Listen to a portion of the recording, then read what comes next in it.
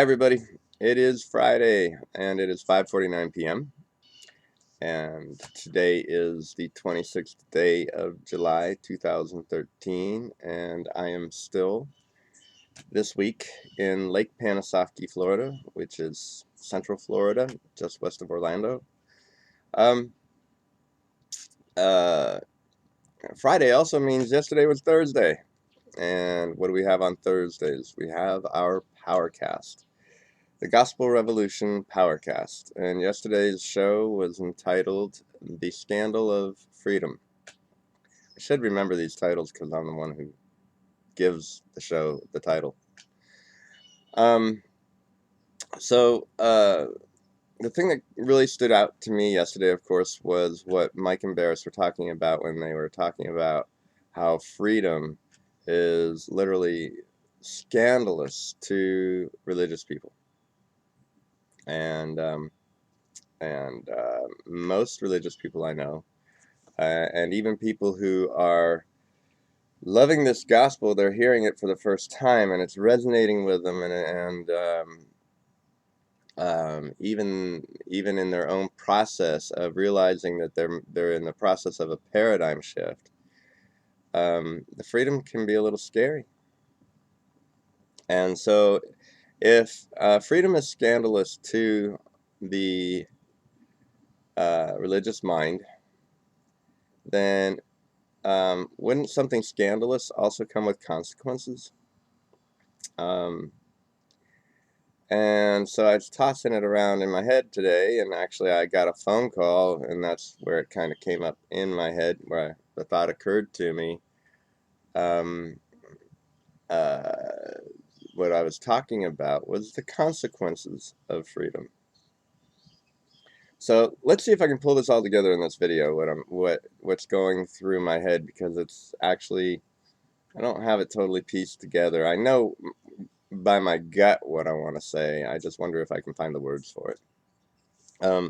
But more than the word freedom, I like the word liberty, because when I came to the understanding and the realization and the consciousness of this endless grace in my life, I was experiencing a huge liberty, um, liberty that was being kept from me back in my legalistic days, and but a few years after I came to live in this liberty, I ran across a quote, and the various people quote this man various ways. I've never seen where the original comes from, but in essence, it goes.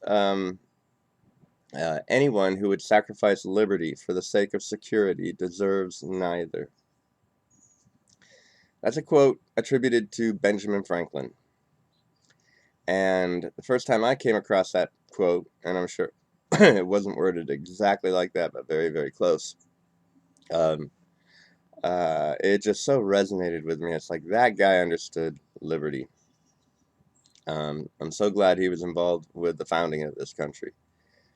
Um, he didn't hold religion in high regard, and I can understand why, because he did value liberty, and religion is one of the largest culprits. Religious beliefs are the largest culprits for denying uh, people their liberties, and it's the only thing that seems to give people some moral self-righteousness, thinking they actually have the authority to deny their fellow equal, their fellow man, liberty. Um, so. Um, why would I say there are consequences of liberty? Uh, well, you know, when I was raised in the knowledge of good and evil, right and wrong, where my whole world was controlled by uh, a plethora of rules that, I could have never written them all down, but they accrued in my mind and in my life for all my life up until I started falling into grace. And I felt, and I lived by them as best I could, which was, of course, a failure, but as best I could, because I felt these rules, they would keep me safe. They would keep me eternally safe. They would keep me safe in the eyes of God. They would keep me, you know, oh, they would protect me from evil or getting involved in evil or anything like that. And then as I started understanding grace, and the first thing that I realized I needed to do, if you'll look back through my videos, I talk about how I had a radical change of mindset where I no longer thought according to terms of knowledge of good and evil, and I did it in an instant. I forced myself to no longer look through the glasses of good and evil or right and wrong, and evaluate every moment, occurrence, microsecond of my life, myself, the people around me, family, friends, enemies, and constantly evaluate how right we are or not, aren't with God, where we're failing, where I think I'm failing, where I think other people are being holy and I'm not, and vice versa.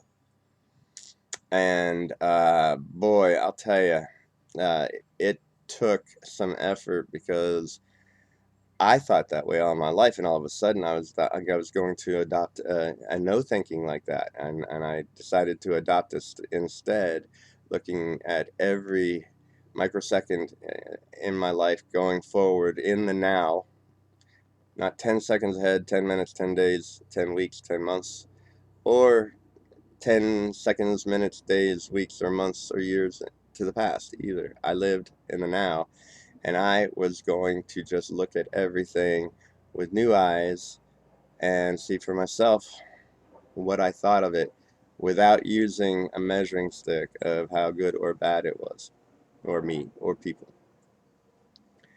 And it was scary because I was throwing away that entire rule system that supposedly keeps you safe, keeps you spiritually safe.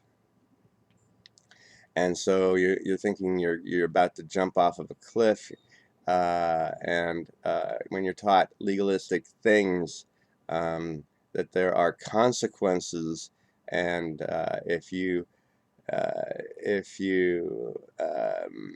don't live according to this knowledge of good and evil and right and wrong, that you are backslidden, or you will be of the world, and you will be worldly, and see, that's the other thing. Religion wants to separate you from your fellow man. Um, so it ostracizes you, and it keeps you in a world that is truly not reality. So it's scary because now you're going into the world, and you're all alone without your rules, and without your guidance of your rules, your right and wrong, your good and evil, your law, whatever your law is, Mosaic, New Testament, Pauline, uh, Peter, James, or John commandments, Jesus commandments, anything. Um, but the consequences of liberty are wonderful, because those same rules prevent you from ever uh, choosing to value a circumstance or a situation or a person based on love, because the rules are getting in the way. They are telling you this is how you're supposed to view somebody, and if they seem to, on the surface, be doing something that you think the Bible says is wrong, you're going to judge them, and you're not going to think as highly of them as you should. You're going to think there's something wrong with them. There's sin in their life or something. And sin, of course, is evil, right? The consequences of not doing that is you actually start viewing things through the eyes of non-judgment, which actually opens you up to a deep well within yourself, and it starts allowing your love to come out and to bloom and mature. or mature and bloom. The consequences of liberty are extreme and never-ending and limitless. But if you want security, you will never have liberty. The problem is, if you choose security and what you think will give you security, I don't care what it is. Whether it's rules, regulations, laws, a gun in your hand, a nuclear missile, it's a false sense of security. Anything can go wrong because you don't have control over life, but you can. You can esteem liberty and you can protect it. Liberty is about the only thing you can protect. Even when the world around you refuses for you to have liberty, you can still protect liberty in your own mind, in your own heart and soul. And that, above all, is worth protecting. When you protect that, you will protect the ones you love, which is yourself and others. And then you might have a fighting chance at some sort of security. But security never comes because you think you've set up a system that's going to keep you safe. Security is only on how much you love, and as much you love that you love is how brave you're going to face this life, and how full you're going to live it for however long you are here.